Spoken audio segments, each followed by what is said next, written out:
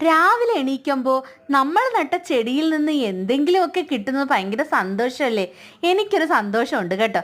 എൻ്റെ തക്കാളിയാണെങ്കിൽ കുഞ്ഞു തക്കാളി വന്നു. ഇത് ഉണങ്ങിയ ഒരു തക്കാളി ചെടിയായിരുന്നു. ഞാൻ വെള്ളം ഒഴിച്ച് ഇങ്ങനെ ആക്കി.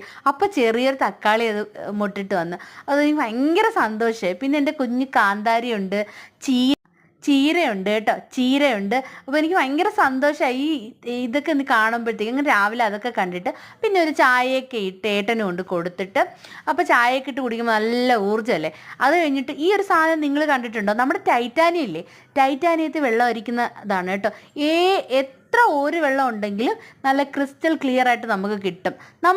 നമ്മൾ മിക്കപ്പോഴും ഉപയോഗിക്കുന്നത് ഇതാണ്. തൊട്ടടുത്ത വീട്ടിലാണുള്ളത്. നമ്മൾ പ്യൂരിഫയർ ഉണ്ടെങ്കിൽ ഇതിൽ നല്ലതായിട്ട് നമുക്ക് വെള്ളം കിട്ടും.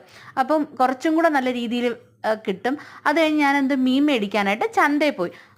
അപ്പോൾ ഏട്ടൻ്റെ കൂടെയാണ് പോയത്.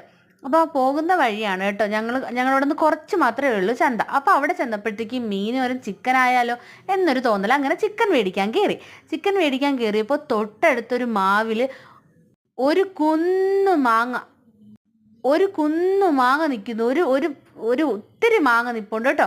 അങ്ങനെ അതൊക്കെ കഴിഞ്ഞ് വീട്ടിൽ വന്നിട്ട് കൊച്ചുള്ളിയും പാവക്കയും പിന്നെ ചിക്കനൊക്കെ മേടിച്ചോട്ടോ. ചിക്കൻ എടുക്കാൻ മറന്നുപോയി. അത് കഴിഞ്ഞ് വൈകിട്ട് ഞാൻ അമ്പലത്തിൽ പോയി. വ്യാഴാഴ്ചയല്ലേ, ഭഗവാന്റെ അടുത്ത് പോയി, കൃഷ്ണൻ അമ്പലത്തിൽ പോയി. അപ്പം അത്രയേ ഉള്ളൂ.